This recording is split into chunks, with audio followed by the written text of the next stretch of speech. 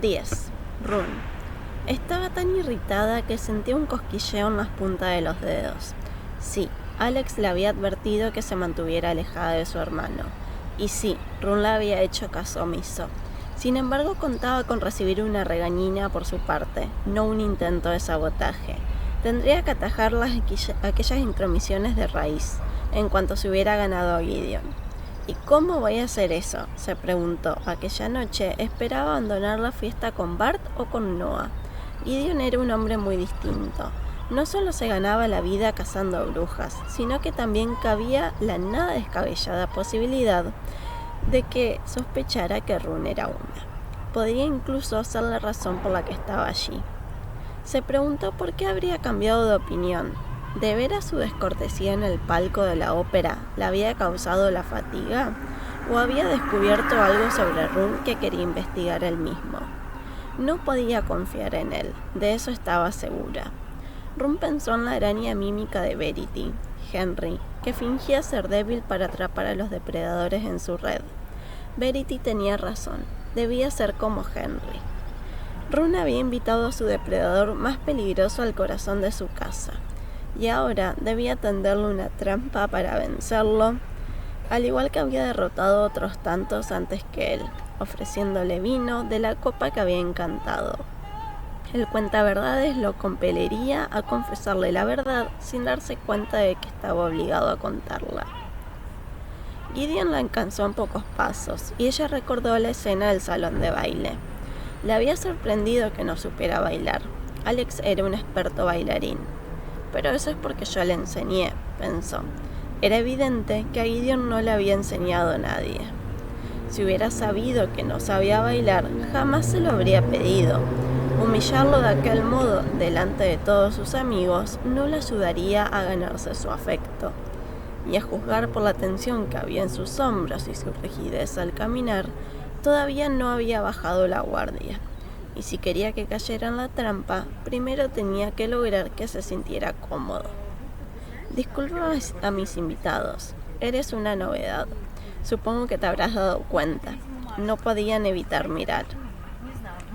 Él echó un vistazo a su alrededor. Se fijó en todo, desde las baldosas azul pálido hasta las columnas de mármol que enmarcaban aquella sala. ¿Es una manera educada de decirme que no tengo pedigrí? En absoluto, forzó una carcajada, acomodándose poco a poco a su personaje. Solo hay que ver el traje que te has puesto. Era de mi padre, respondió a la defensiva. Run frunció el ceño y aminoró la marcha. ¿Se cree que me estoy riendo de él? ¿Cómo era posible que lo estuviera estropeando de aquel modo? Un momento, frunció el ceño de nuevo al entender lo que acababa de decir. ¿Era de tu padre o lo hizo tu padre? Las dos cosas. Run se detuvo en seco. Gideon estaba unos pasos por delante y al darse cuenta que ya no la tenía al lado, se volvió para mirarla. Gideon, llevas un traje vintage fabricado por el dueto Sharp. ¿Y crees que mis invitados se están riendo de tu falta de pedigrí? Le dio la cabeza. ¿No? Ella se quedó mirando. No tiene ni idea. Su abuela y sus amigas no tenían nada hecho por el dueto Sharp, pero no porque no lo hubieran intentado.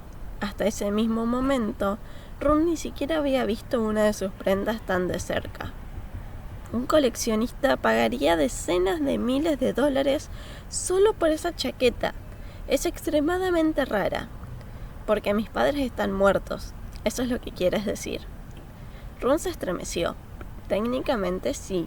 Que ya no estuvieran vivos para elaborar más prendas, aumentaba el valor de las que ya existían. Sin embargo, los diseños de los Sharp ya habían sido raros cuando estaban vivos. Después de que las reinas hermanas los contrataran, Sam y Levi Sharp solo cosieron para las Roseblood, que se aseguraron de que los originales fueran escasos. Seguro que Gideon lo sabía. Lo que estoy intentando decir es que si mis invitados te estaban mirando así, era porque eres Gideon Sharp, una leyenda viva, un héroe que arriesgó la vida guiando a los revolucionarios por palacio y matando con sus propias manos a 2 reinas brujas. El asombro que había en su voz no era ninguna farsa. Que Run lo despreciara profundamente por lo que había hecho no quitara que reconociera el coraje que había mostrado. Te miran porque estás en la misma fiesta que ellos. No eres famoso por aceptar invitaciones, precisamente. Lo que quieres decir es que carezco de los modales más básicos, asintió con ademán comprensivo, aunque no sé en qué se diferencia eso de carecer de pedigrí. Ella gimió ligeramente. Parecía decidido a malinterpretarla, pero para entonces, para su sorpresa, le sonrió. Si es que a ese ligero espasmo de la comisura de la boca se podía llamar sonrisa. ¿Me está chinchando?, se preguntó. Un rubor producto de la furia le trepó por el cuello. ¿Se ha estado riendo de mí todo el rato? Al ver que se sonrojaba, Gideon sonrió del todo, curvando los labios hacia arriba durante varios segundos. Run apartó la vista e intentó concentrarse. No te olvides del plan, tiéntalo. Si vinieras más a mis fiestas, le dijo mientras se acercaba poco a poco a él, te aseguro que sabrías cómo bailar una canción cuando una chica te lo pidiera. ¿Te estás ofreciendo a darme clases? La pregunta la cogió desprevenida. ¿Lo estoy? Run había enseñado a bailar a su hermano. Alex había sido un alumno entusiasta y había dejado que Run marcara el paso de buen grado. Dudaba de que Gideon estuviera dispuesto a someterse a lo mismo. Yo estoy seguro de que una chica como tú tiene otros menesteres a los que dedicar su tiempo. Pero no los tenía, al menos no durante el día que estaba repleto de compromisos sociales. Picnics, almuerzos, paseos en carruajes y todo para poder enterarse de las habladurías, estrujando a sus amigos como si fuesen toallas mojadas, esperando desesperadamente que aquello le ayudara a salvar a más brujas. Pero él no parecía muy interesado. No hace falta que desvíes el tema, replicó. Puedes decir que no quieres bailar conmigo y listo. Él levantó la mirada con brusquedad. No quería... Esta vez fue él quien se detuvo en seco. Cuando Run se volvió a mirarlo, lo encontró apretando los dientes y rascándose la barbilla. Tengo una contraoferta, le dijo él mirando en dirección al salón de baile. Podrías acompañarme a una fiesta de verdad. No habrán vestidos largos ni músicos a sueldo. No habrán canciones con pasos ridículos. Se interrumpió y le examinó bajo la luz de gas que parpadeaba. Pero una chica como tú no permitiría que la pillaran bailando con la chusma en locales de dudosa reputación. En realidad, se emocionaba solo con pensarlo, aunque no debería. ¿Y quién dice que me pillarían? Dime el sitio y el lugar y allí estaré. Él arrugó la frente. Tenga cuidado, señorita Winters, o tal vez le tome la palabra. ¿Tan segura estás de que voy de farol? De nuevo, un espasmo en la comisura de su boca, como si quisiera sonreír. Se sintió victoriosa. Sin embargo, decidió dejar el tema. Subió a la tercera planta por otra gran escalinata. Allí, una de las puertas dobles llevaban al segundo salón más grande de la mansión. Esta es la sala favorita de Alex. Gideon entró tras ella en la amplia estancia, donde se apreciaba un ligero olor a rancio y libros viejos. Frente a ellos se erigían unos ventanales del suelo al techo, igual de altos que si ocuparan 3 plantas. Los ventanales daban a los jardines de su abuela, y más allá se veían los acantilados que caían hasta el mar. En el agua, en la distancia, el reflejo de la luna era como la llama de una vela blanca que parpadea entre las olas. Run encendió las lámparas de gas que arrojaron la luz por toda su sala y contempló a Gideon recorrerla, trazando círculo con sus pasos y observando las estanterías llenas de libros que cubrían las paredes, los balcones del segundo y del tercer nivel y la escalera de caracol que llevaba hasta arriba. ¿Tienes algún grimorio por aquí?, murmuró él. A Run le dio un vuelco el corazón. Tras el nuevo amanecer, el buen comandante había decretado que todo objeto utilizado para la brujería era contrabando. Encontrar un grimorio en posesión de un ciudadano era suficiente para acusarlo de simpatizar con brujas. Mira todo lo que quieras, repuso ella, ocultando el terror detrás de una sonrisa. Todos sus libros de encantamiento estaban escondidos en su cuarto de hechizos. No te detendré. Gideon estaba a punto de responder cuando una enorme silueta cerca de la ventana llamó su atención. ¡Eso es! Era el piano que Alex había dado sus primeras lecciones. Ahora tenía el suyo, pero seguía prefiriendo aquel. A menudo se pasaba el día entero allí, practicando. No me extraña que Alex esté tanto tiempo aquí. Alex iba cada día a la mansión Wintersea a tocar el piano desde que tenía 11 años. Ron odiaba aquellas clases con todas sus fuerzas. Odiaba tocar, odiaba incluso ver las teclas blancas y negras, pero su abuela no le permitía dejarlas. Y Alex no solo estaba desesperado por tocar, sino que además tenía talento. Era una pena que su familia no pudiera permitirse pagarle las clases. Así que Ron chantajeó a su profesor para que le diera clases a Alex en lugar de a ella. Y pasaron meses hasta que su abuela se enteró. Gideon se acercó al instrumento y lo rodeó. Al final, al otro lado del banco, de cara a las teclas. ¿Sabes tocar?, le preguntó ella. No, repuso. Pulsó una tecla de color marfil. La nota mi resonó clara y fuerte por toda la sala. El que tiene buen oído es mi hermano. Ron asintió. Nadie tocaba de modo tan bello como Alex. Incluso Crestel se había acabado aceptándolo, seducida por tanto talento. El día que llegó su carta de admisión del Conservatorio Real, se la escondió a nuestros padres. Gideon pulsó una tecla esta vez y la nota resonó desde el corazón del piano. Ron frunció el ceño. Alex nunca se lo había contado. ¿Por qué? Nuestra familia apenas podía pagar el alquiler. Ese tipo de matrícula estaba fuera de su alcance, y él no quería avergonzarlos. Si Alex hubiera acudido a Ron, ella habría convencido a su abuela de que le prestara el dinero, o había encontrado el modo de pagarlo ella misma. El Conservatorio Real era una escuela del continente muy prestigiosa, y era tan difícil entrar en su programa de estudios de música que solo aceptaban a un puñado de estudiantes al año. Pero Alex sí que había estudiado en el conservatorio, al menos durante unos años. Después de la revolución abandonó el programa para no volver. Así que, ¿de dónde sacó el dinero? Intrigada, se sentó en el banco, al lado de donde Gideon permanecía de pie. ¿Y si tu familia no podía permitirse la matrícula? ¿De dónde sacó el dinero? Gideon pulsó la siguiente tecla, do central, avanzando por el teclado, acercándose más a Ron. La progresión de notas que había elegido formaba una tríada menor, una melodía melancólica. Sintió la tristeza de la música en su propio pecho. Tuvimos suerte. Se le endureció la voz al pronunciar aquella palabra. Suerte. La ropa de nuestros padres empezó a llamar la atención de la aristocracia. Otra tecla, otra nota triste. Aquella estaba tan cerca de Ron que la manga de su chaqueta le acarició el hombro desnudo. Las dos reinas brujas mayores, Annalise y Eowyn, se quedaron tan prendadas de los diseños de mi madre que quisieron todos para ellas. Gideon se puso justo detrás de Ron y su sombra se extendió por toda la espalda. El movimiento la sobresaltó y se quedó paralizada, con el pulso acelerado.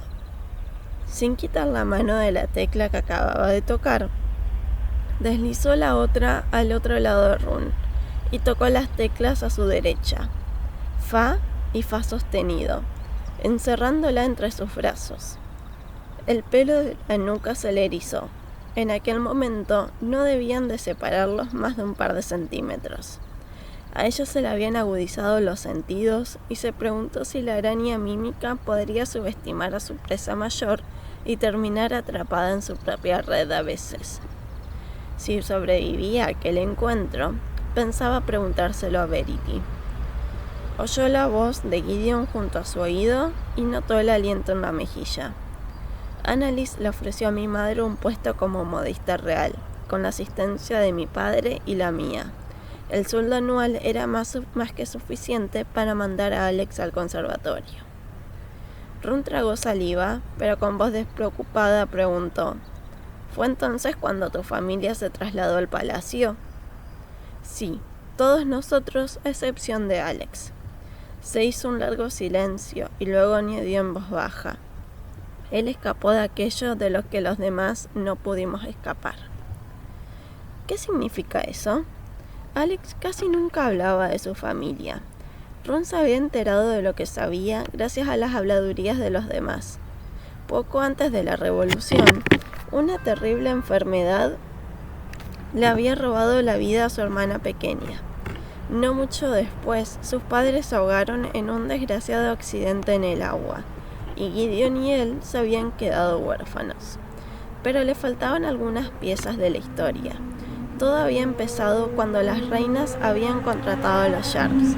Hacia la mitad de la historia, 3 miembros de la familia habían muerto, y en el desenlace, Gideon y Alex habían matado a las 3 reinas mientras dormían. ¿Qué unía todos esos acontecimientos? Ron había conocido a la más joven de todas las reinas hermanas, Cresilda. Ron había conocido a la más joven de las reinas hermanas, Cressida. La había visto solo una vez en una de sus fiestas de temporada. La reina bruja le había recordado a un elegante cisne, sereno y distante. Tenía la piel de porcelana, los ojos más azules que había visto nunca, y una melena que parecía de marfil. Se le había limitado a decirle un par de frases y luego se había marchado, como si flotara junto a sus hermanas. Cressida tenía fama de tímida y casi nunca salía de Thornton Hall, su residencia de verano. Había quien pensaba que era una cuestión de orgullo y que Cressida se creía mejor que los demás. Es una reina, había pensado Ron entonces. Es mejor que nosotros. Recordó entonces que uno de los rumores más maliciosos, el de su amante de clase baja. Nunca permitía que la acompañara a eventos ni a apariciones públicas, como si aquel romance la avergonzara, y la gente murmurara en las fiestas. Pero poca gente conocía el nombre del joven, y por supuesto tampoco qué aspecto tendría. Podría haber sido perfectamente una mentira diseñada para crearle mala fama. Y en aquel momento, 2 años después de aquel asesinato de Cressida y sus hermanas, junto con el de las brujas de su consejo, el chico que había llevado a los revolucionarios al palacio que está detrás de Ron, respirándole en el pelo con los dedos sobre las teclas de su piano. ¿Por qué las mataste?, quiso preguntarles. ¿Por qué nos odias tanto? Pero ya sabía la respuesta. Gideon odiaba a las brujas por la misma razón que al resto del mundo. Ron estaba muy versada en el odio de la sociedad a la que pertenecía. No lo mantendrían precisamente en secreto. Para ellos somos escoria, le había dicho su abuela antes de la revolución, cuando los ánimos habían empezado a cambiar. Antes de que asesinaran a las reinas, ya habían empezado a organizarse motines y disturbios en las calles. Sacaban a rastras a las brujas de sus casas y las apalizaban, y cosas peores. Las hermanas Roseblood habían mandado a su ejército para ejecutar a los perpetradores como perros, pero solo había servido para empeorar la situación. Nos ven como una combinación de lo bueno y lo natural. Temen nuestra magia como temen a la enfermedad. Las hermanas nunca recibieron un sepelio digno, y nadie sabe todavía dónde yacían sus cuerpos. Circulaban teorías distintas, por supuesto, que las habían quemado en la hoguera, tirado al mar o descuartizado para impedir su resurrección. Nadie lo sabía. Desde sus muertes y desde el nacimiento de la nueva república, el buen comandante le arrebataba la magia a cada bruja que se capturaba, purgándola de su fuente. La ataban por los tobillos como animales, les cortaban el cuello y las dejaban colgadas hasta que no quedara una sola gota de sangre en sus cuerpos. Ron se estremeció. Como si lo hubiera notado, Gideon retiró las manos de las teclas del piano y dio un paso atrás. Ella acusó su repentina ausencia como si le hubieran quitado un abrigo demasiado pesado de los hombros. Le permitió respirar de nuevo. Él se volvió hacia los miles de lomos de libros que recubrían las paredes, iluminados por la luz tenue. ¿Te importa si echo un vistazo? Aliviada por la distancia que había de nuevo entre los dos, hizo un gesto con la mano y contestó: «Adelante».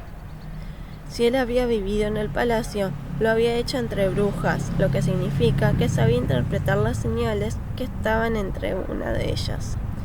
Los grimorios eran una prueba irrefutable, pero no encontraría ninguno en aquella biblioteca. Las firmas mágicas eran otra, pero el único hechizo que había conjurado con antelación necesaria para dejar una firma estaba en el cuarto de los hechizos de su abuela, donde Runa había encantado la copa que le había dado a Lisbeth. «No hay nada que encontrar», se dijo sin apartar la mirada del cazador de brujas. Tal vez había llegado el momento de recurrir a la copa. Gideon parecía sentirse cómodo, y cuanto antes se enterase Run de dónde tenían a Serafín, antes podría rescatarla de la guardia de sangre. Debía hacerlo antes de que la trasladaran.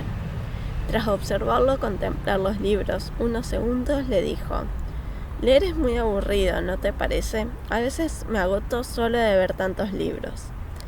Gideon, que en aquel momento estaba mirando su colección de óperas y obras de teatro, le ignoró o no la oyó. La luz le iluminaba los dedos mientras acariciaba los títulos de los lomos gastados, y cuando llegó a la favorita de Run, una sobre un héroe misterioso que arriesga su vida para rescatar a aristócratas en peligro, sacó el libro de la estantería y lo abrió por la primera página. Run apretó los dientes, molesta porque hubiera elegido precisamente ese. No quería que tocase algo que amaba tanto con las mismas manos con las que arrancaba ropa de los cuerpos de las brujas, con las que buscaba cicatrices en su piel, con las que entregaba a la purga. «Para no gustarte leer, tienes muchos libros». Eran de mi abuela. Estaba obsesionada con los libros. Run acarició el banco del piano con las puntas de los dedos, conteniendo el impulso de decirle que soltara sus libros y no volviera a tocarlos jamás.